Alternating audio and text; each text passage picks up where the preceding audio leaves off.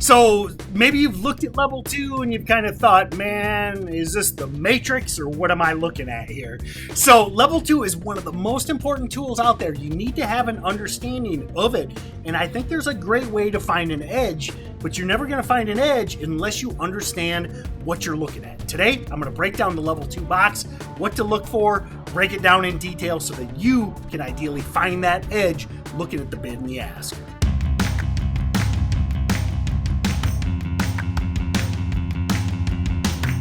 Hey everyone, Lead Trainer with Stocks to Trade, Tim Bowen here. Be sure to like, subscribe, and share these videos with your friends, and especially if you're on YouTube, ring that bell to be notified as soon as we drop a new video. We do, anymore, 5, 6, 7 videos a week, live, long-form podcasts, short-form podcasts, how-to videos like this. The Twist guys do recaps. There's so much information out there. We're really trying to maximize your trading education. So ring that bell to be notified as soon as a video hits. All right, that being said, let's talk about level 2. Maybe you've seen it. Maybe you've been baffled by it. First, I'm going to give you a tour, and then I'm going to talk about what to look for as, trend shifts and recognizing who's in control, whether the buyers are in control or whether the sellers are in control. So I'm going to start right out. One of the things, I'm going to start on the bottom part of level 2 because the top section is actually something that we have in Stocks to Trade that I don't believe anybody else has, and if there is anyone else doing it, there's very few. So let's start with the left side and then the lower section of the level 2 box. What you're looking at here is the bidders. Okay, so these are the buyers and market makers that are assembling orders from you retail traders or hedge funds or HFTs or institutions. They're bringing together orders, aggregating them, and then putting them on the bid or the ask. If you're on the bid side, you're a bidder. You're trying to buy. If you're on the ask side, you're a seller. So that's how we delineate the left versus the right side of the level 2 box.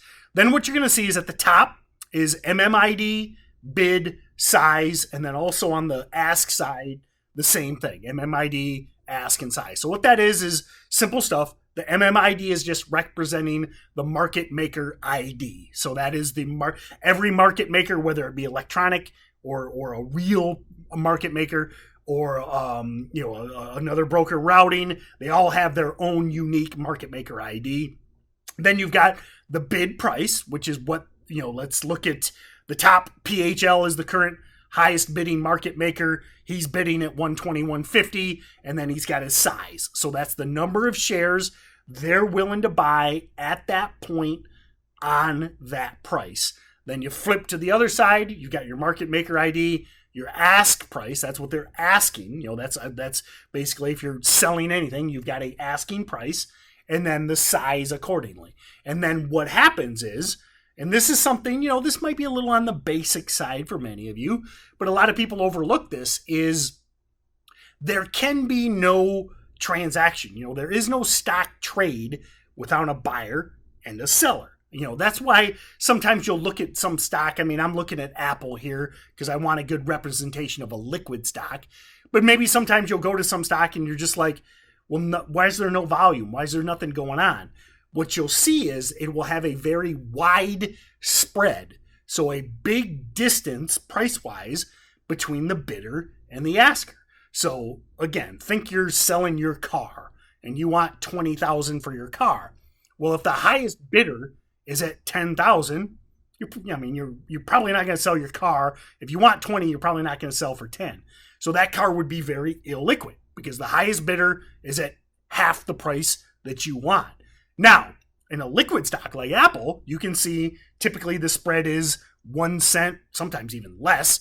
And that means it's a very liquid market because you don't have a wide spread. I mean, there's a penny a difference on a $120 stock.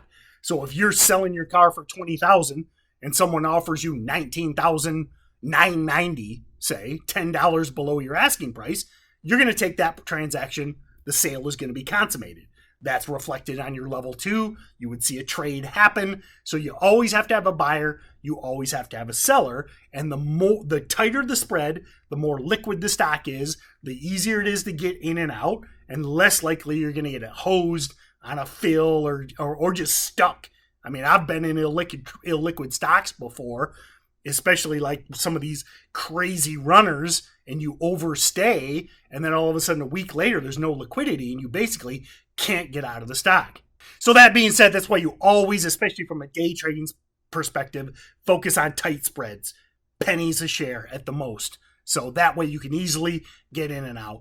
So now what I'm going to move on to, now we broke down the columns, the colors. This is one thing that trips up a lot of new traders, and I think it's because they're looking for maybe more complexity than there actually is. Ultimately, the colors are just grouping, okay? So you can see there's a bunch of green trades or green orders, I should say, on the left side, on the bid side. Then there's a bunch of red, then there's a bunch of blues. That's just grouping by price. You can see 121.55, 121.57 is a big group.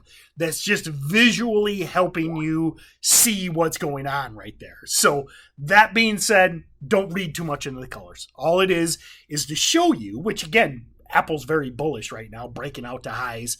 The reason I like to see that green, I want to see all these market makers, because that tells me basically orders are coming in from everywhere. So that's very bullish to me. Think about level 2, and this is something that I think is good visually for maybe newer traders. What level 2 is that, when you're watching Trading Places, the old trading movie or any trading movie, the old school, when all the guys in the colorful coats are screaming, buy, buy, buy, sell, sell, sell, give me 100 at 121.55. That's what's happening with level 2. This is in essence the pit, okay? So guys on the phone, call from upstairs comes down, says, give me 100 Apple at 121.55. He shows up on the bid side, screaming, give me 100 at 121.55. Then somebody on the other side of the pit says, okay, he gets the call from upstairs. His guy wants to sell 100 Apple. So he says, hey, I'm selling, but I want 121.60. And then I decide, okay, I'm going to step up. You'll see the bid move up, order gets executed. So that's the best way to think about level 2. Back to the color grouping, what you want to see in a basic market, whether it be apples, oranges, or whatever it is, you want more buyers than sellers. That's going to be bullish, because think about it. More people that are trying to get that guy's 100 shares, the more he's going to move his price up. Because if he says, I got 100, I'm selling 100 Apple. If everybody says, gimme, gimme, gimme, he's going to move his price up. You're going to see that move up on the ask. So more, and again, look at Apple breaking out again. Here we go. And I can see that without even looking at the chart. I know because the bid keeps moving up and more buyers just keep coming in. So that tells me this stock is very bullish into the afternoon here. Then vice versa, let's say you were looking to short a stock. What you're looking for is, in essence, the exact opposite. You just want to see nonstop selling and people dropping the ask. Because if they're dropping their ask, that means they're basically saying, get me out, okay? I'll take 121.60, I'll take 121, I'll take 120, just get me out. So the faster that ask come down and the more sellers you see, that's going to be considered bearish. And you're going to, if you're long biased, you're going to be like, whoa, maybe I want to let this stock pull back before I buy.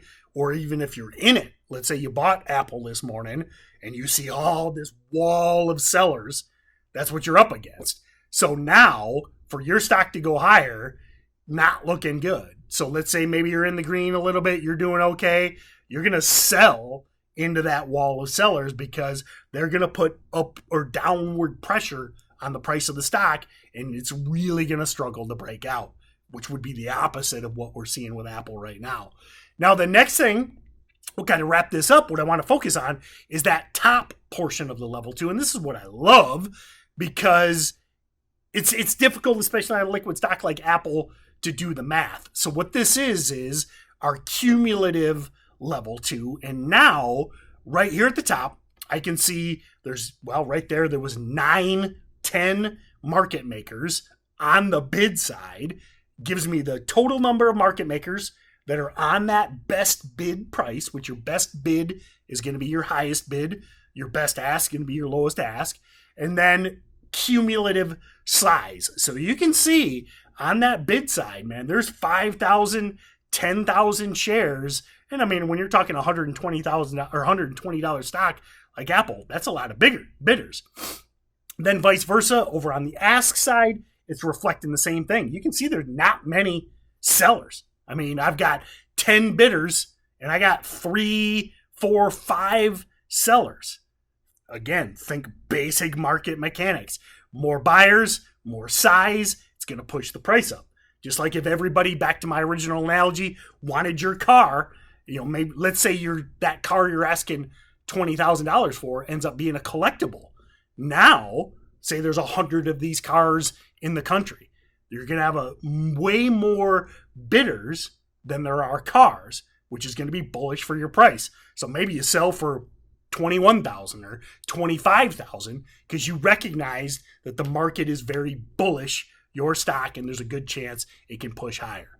Then what you're looking for is especially that pattern, big bids, big ask to interpret what you think the stock could ultimately do on that day.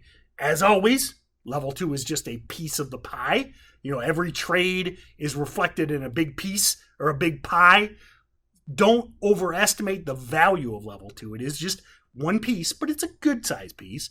And especially if you're looking for that edge, again, you're looking for that one little thing that maybe the average retail trader isn't taking into consideration, that bid size, ask size, liquidity, spread, number of market makers. This is all a tool that can help you get better entries, better exits, and maximize your trading success.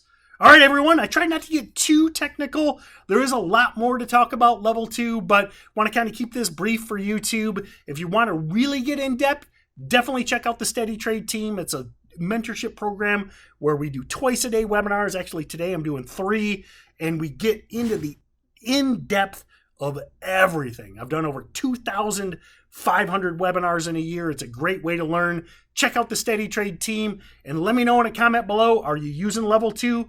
And do you really think you're maximizing it by recognizing who's in charge, buyers or sellers?